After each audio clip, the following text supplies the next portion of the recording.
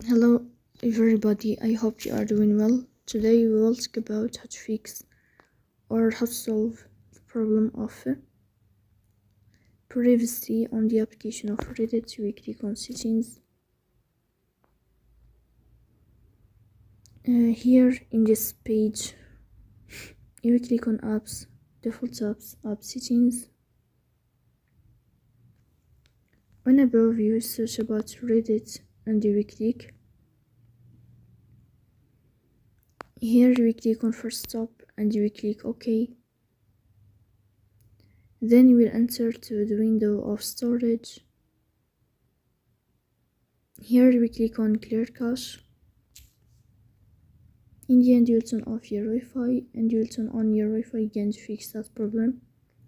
So please don't forget to support us by like and subscribe. See you next time and thank you for your